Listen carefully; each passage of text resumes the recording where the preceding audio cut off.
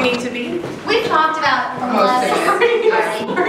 We have a lot of the same points that library did, but it's just kind of mostly how do we incorporate their full idea of sharing, because it seems like they're just a completely open culture, and why separated like our libraries are with the singular where they might not even be used. So we were wondering how textbooks and books are currently used, because if they're not really used in the way that each student takes one home, or like that they use them, why incorporate them in the library, and how do we introduce them? And Anna said this before, but how do we communicate what library means to us to how it can be used in their culture?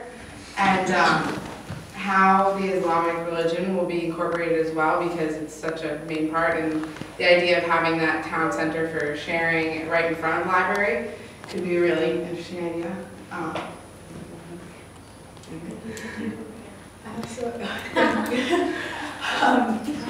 Restrictions are, since they are such an open sharing community, we often have places where, oh, children can't go here, adults only, like things like that. I think we need to take into consideration that they really haven't heard of things like restrictions like that. So we were thinking of a playroom where children would gravitate towards, where the place where they would want to go, so we could sometimes have that separation so adults could get that needed adult time. Like Alex told us that often everyone's just all together, there's not really a separation of the age ranges, because there are so many children, which is a great thing that I don't know if they'll want that, or if they'll need that, or if they'll find that important, but we did have this idea as well. And then all of these diagrams were just kind of Sophie and Abby comparing the two places. So, and they're all very visual, so we have transportation differences, obviously.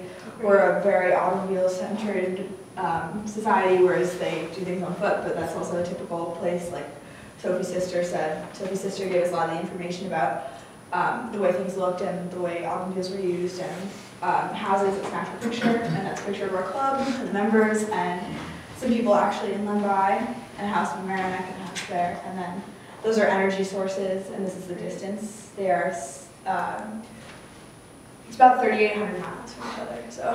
Those are great. So it's really important to understand the differences and the similarities and connect them to image, because image is a unifying language. So just to let you guys know, I think what we'll do as the architects is to collect all of this stuff and to assemble a book for you. So all of this will be recorded in one way, and it's something that we could also bring with us so they can see the work that we've done.